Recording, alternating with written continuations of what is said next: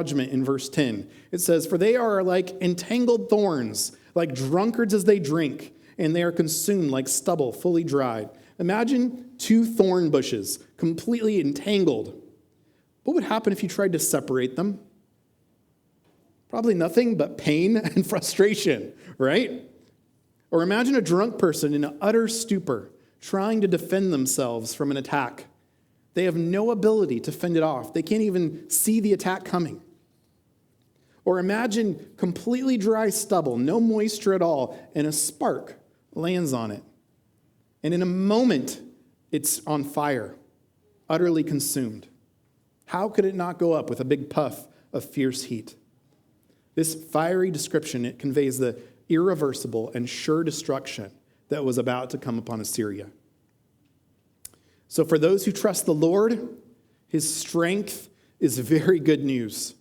But for those who remain his enemies, his power is bad news. The final truth we're going to see this morning is this: the Lord's judgment will be his people's victory. Now, what we see in this final section is that there's this great reversal. For Assyria and Nineveh, they go from being strong and prosperous to utterly judged. But for Israel, for God's people, things go from being sad and desperate to a time of rejoicing and prosperity. Look at verse 15 to see this reversal. It says this: "For from you came one who plotted evil against the Lord, a worthless counselor. Thus says the Lord, though they are at full strength and many, they will be cut down and pass by. Though I have afflicted you, I will afflict you no more. And now I will break his yoke from you and burst your bonds apart. The Lord has given a command about you. No more shall your name be perpetuated. From the house of your gods I will cut off the carved image and the metal image. I will make your grave, for you are vile. Behold upon the mountains the feet of him who brings good news, who publishes peace. Keep your feasts, O Judah, fulfill your vows, for never again shall the worthless pass through you. He is utterly cut off."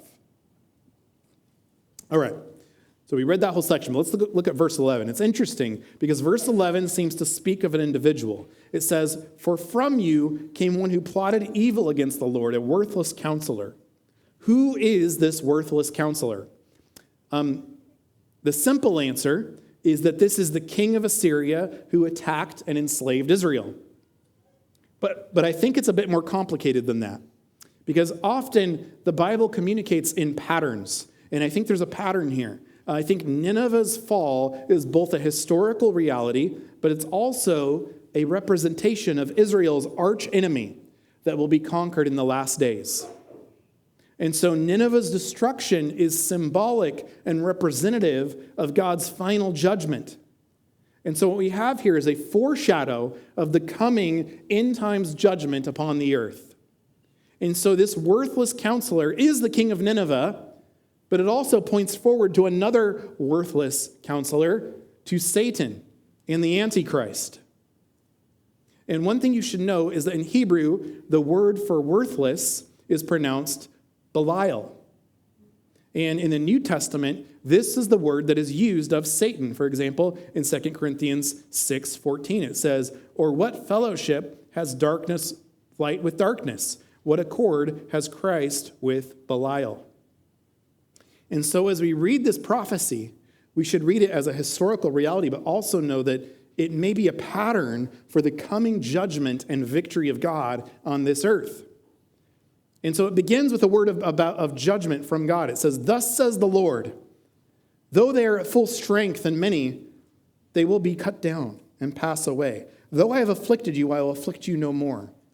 And I'll break his yoke from you and burst your bonds apart." Up till now, God had been speaking indirectly about the Ninevites, but now he addresses them directly as Yahweh with added authority. "Thus says the Lord. Though they are at full strength and many, they'll be cut down and pass away." Nineveh may look strong and numerous, but they will be cut down and pass away like grass. And then God says, "I have afflicted you. Though I have afflicted you, I will afflict you no more." God was always in control of the affliction brought upon Israel. And this might have been the most difficult verse in Nahum for an Israelite to hear. But God was in control the whole time. Assyria was a tool in his hand to bring judgment and discipline upon his faithless people. But that time when judgment and discipline was coming to an end, God would be faithful.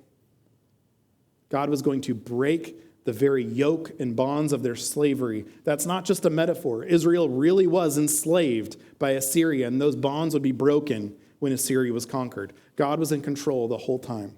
And this is always the case. I heard a Jewish man recently say that he thought God was asleep for allowing these horrendous attacks near Gaza. God is not asleep. He's in control. And he's bringing his purposes to pass even through horrific human wickedness. He takes evil and uses it to accomplish his purposes. He did back then, and he's doing so now. Then we see God give a command, like a general of an army. And since this order is given by God himself, it is a reality in the world. It says in verse 14, the Lord has given a command about you. No more shall your name be perpetuated. From the house of your gods I will cut off a carved image and metal image. I will make your grave, for you are vile. Assyria was utterly destroyed. They're no longer a nation. They don't have any descendants. They're wiped out. Their gods are removed. There is no religion today that worships the goddess Ishtar and the god Marduk. But Israel's God still reigns. And this reversal, this coming judgment, is incredibly good news for Israel and for us. Imagine yourself living in ancient Israel. You felt the cruel oppression of Nineveh. You grew up hearing how your ancestors had sold your nation into slavery. You've experienced the bitter loss of a child ripped from your arms, taken as a slave. Your own king is an Assyrian-loving puppet who constantly blasphemes God and sets up idols and detestable things. You've experienced unspeakable atrocities by Assyrian soldiers, and you live in fear of the next time the chariots come through your village. And you've asked, Lord, why are you so slow to anger? And then one day, you're standing on the wall, looking out at the sunset, and you see a runner coming down the mountain ridge, and he carries news that Nineveh has fallen. He calls for a celebration festival. He calls for people to fulfill their vows to the Lord that they made while praying for deliverance. No longer will they be overwhelmed by an invading army. Peace and security have arrived. The long, bitter experience of Assyrian tyranny is ending.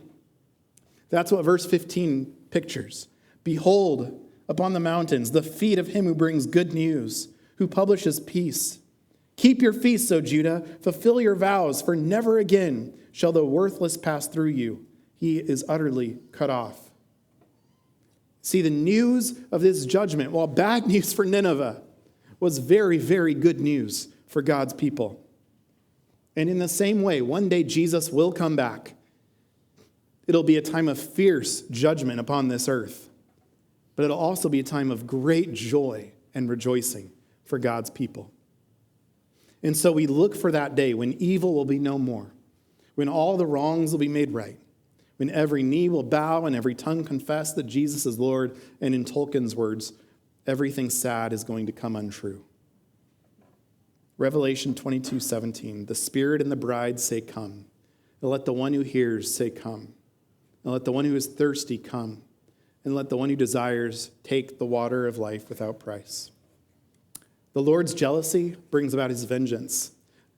He powerfully uses creation for his purposes. He's simultaneously a good refuge for those who trust in him and a fierce pursuer of his enemies, and the Lord's judgment will be his people's victory. Now we know that God's judgment became his people's victory in a way we never could have foreseen. That instead of executing his judgment on others, he sent his own son and dispensed his judgment upon his own son, where Jesus bore our judgment on the cross. And he died, though he didn't deserve it, and he was raised from the dead because of our sin. And through that judgment, we can receive eternal victory through faith in him. So the bad news of his judgment becomes very, very good news of the gospel, that we can be saved by grace through faith in the finished work of Jesus.